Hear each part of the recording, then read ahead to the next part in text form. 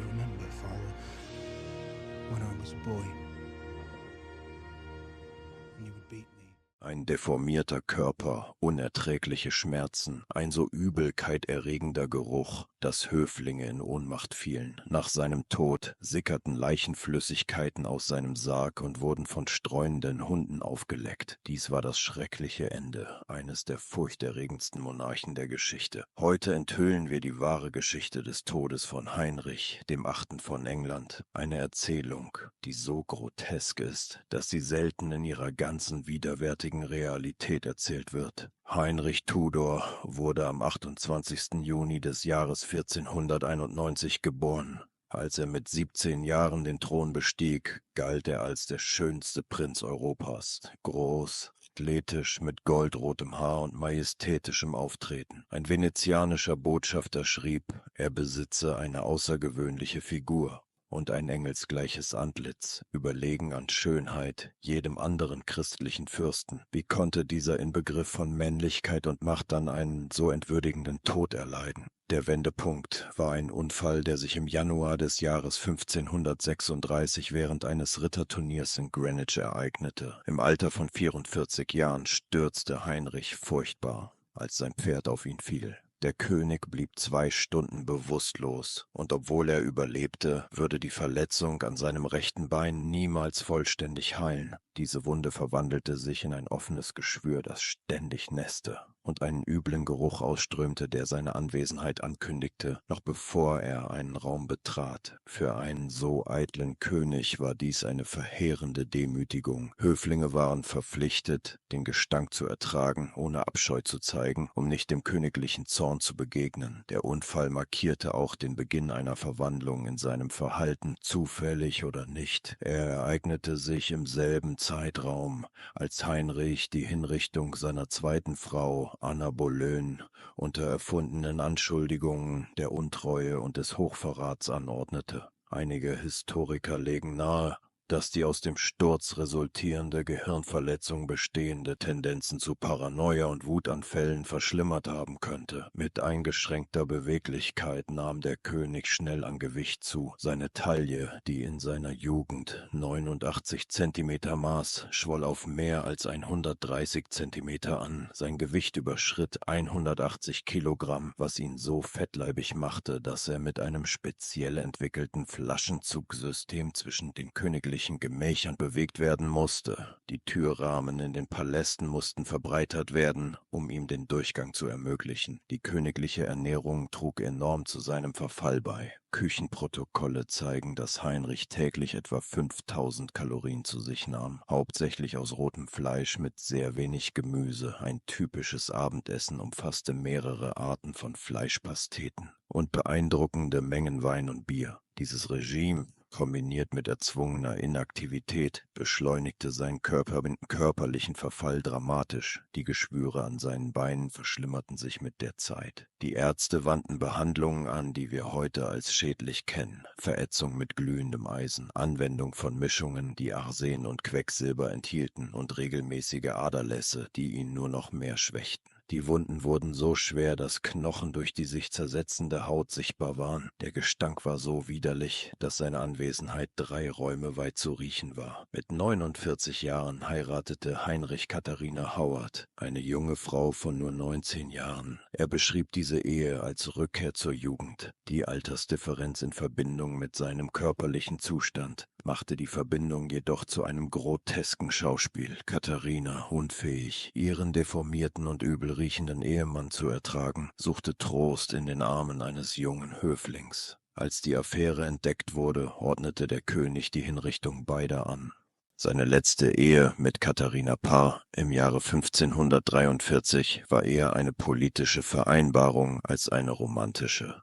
Katharina übernahm eher die Rolle einer Krankenschwester als einer Ehefrau und kümmerte sich mit überraschender Hingabe um den sterbenden König, wenn man das Schicksal ihrer Vorgängerinnen bedenkt. In seinen letzten Jahren litt Heinrich unter zahlreichen Erkrankungen. Moderne Experten glauben, dass er wahrscheinlich an Diabetes, schwerer Gicht, Bluthochdruck und Herzinsuffizienz litt. Einige vermuten Syphilis, obwohl diese Diagnose von vielen aktuellen Historikern bestritten wird. Diese Kombination von Krankheiten verwandelte seine letzten Jahre in ständige Qual. Zeitgenössische Berichte beschreiben, wie der König zwischen Perioden unerträglicher Schmerzen wechselte, während derer er schrie und alle um sich herum verfluchte, und Momenten tiefer Melancholie, in denen er stundenlang regungslos verharrte. Heinrichs Paranoia verschärfte sich mit seinen körperlichen Leiden. Der einst brillante Staatsmann wurde von imaginären Verschwörungen besessen und ließ enge Freunde, untreue Berater wegen unbegründeter Verdächtigungen hinrichten. Am Hof herrschte Terror, da ein unbedachter Kommentar oder ein falsch interpretierter Blick zu einer Anklage wegen Hochverrats führen konnte. Bemerkenswert ist, dass er die Hinrichtung von Henry Howard, Graf von Surrey, nur 9 Tage vor seinem eigenen Tod anordnete. Seine Angst vor Vergiftung wurde zur Obsession. Er führte ein aufwendiges System zur Lebensmittelsicherheit ein, das vorschrieb, dass Bedienstete jedes Gericht probieren mussten, bevor es seinen Tisch erreichte. Alle Utensilien wurden sorgfältig geprüft. Diese Fixierung könnte ein Symptom seiner zunehmenden mentalen Instabilität oder das Ergebnis wiederkehrender kleiner Schlaganfälle gewesen sein. Als das Ende näher rückte, erreichte Heinrichs Leiden fast unvorstellbare Ausmaße. In seinen letzten Monaten konnte er sich kaum noch bewegen, selbst mit Hilfe. An seinen Beinen hatte sich Gangren gebildet, was den bereits unerträglichen Geruch noch verstärkte. Der königliche Hof wurde zu einem Ort des Miasmas und des Geflüsters, wobei die Höflinge ihre Nasen mit parfümierten Taschentüchern bedeckten, während sie sich zwangen, in der Gegenwart des Königs zu verweilen. Während seines letzten Winters in den Jahren 1546 und 47 verschlechterte sich die Gesundheit des Königs rapide. Er litt unter wiederkehrenden Fiebern, wahrscheinlich aufgrund einer Sepsis durch die zahlreichen Infektionen in seinem Körper. Das Atmen wurde zunehmend schwieriger und Episoden von Delirium häuften sich. Zeugen berichteten, dass der König während dieser Momente oft die Namen seiner verstorbenen Frauen murmelte, insbesondere Jane Seymour, die nach der Geburt seines einzigen legitimen Sohnes starb, und möglicherweise Anna Boleyn, deren Geist, so hieß es, ihn quälte. Seltsamerweise wagte es trotz seines offensichtlich terminalen Zustands niemand am Hof zu suggerieren, dass der König starb. Englisches Recht betrachtete es als Hochverrat, den Tod des Monarchen vorherzusagen. So hielten Ärzte und Höflinge die Fassade aufrecht, dass seine Genesung möglich sei, selbst als der Geruch der Verwesung bereits von seinem noch lebenden Körper ausging. Am 27. Januar des Jahres 1547, als Heinrich erkannte, dass sein Ende nahte, erlaubte er endlich, Erzbischof Thomas Cranmer an sein Bett zu rufen. Unfähig zu sprechen, drückte er Cranmers Hand, als dieser fragte, ob er im christlichen Glauben sterbe. Dies war seine letzte bewusste Geste. In den frühen Morgenstunden des 28. Januar, im Alter von 55 Jahren, hauchte der einst mächtige König seinen letzten Atemzug aus. Doch die Unwürde seines Zustands endete nicht mit dem Tod. Aufgrund seiner enormen Größe musste ein spezieller Sarg angefertigt werden, um seine Überreste zu fassen. Die Vorbereitung des Körpers für die Beerdigung war eine entsetzliche Herausforderung für die königlichen Einbalsamierer. Der Einbalsamierungsprozess zu jener Zeit war rudimentär und bestand hauptsächlich aus der Entfernung der Eingeweide und dem Füllen der Hohlräume mit aromatischen Kräutern.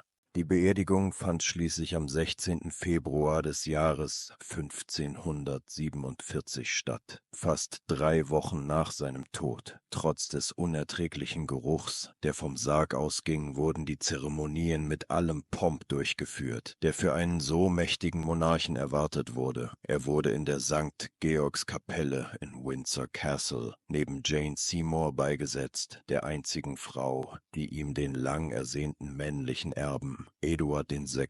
Geschenkt hatte. Ironischerweise regierte Eduard, dessen Existenz viele von Heinrichs umstrittenen Entscheidungen motiviert hatte, einschließlich des Bruchs mit Rom, nur 6 Jahre, bevor er im Alter von 15 Jahren an einer Krankheit starb. Der Thron ging dann an Maria I., die Tochter von Katharina von Aragon, die versuchte, die protestantischen Reformen ihres Vaters rückgängig zu machen, und schließlich an Elisabeth I., die Tochter von Anna Boleyn, die ein goldenes Zeitalter in der englischen Geschichte begründen soll.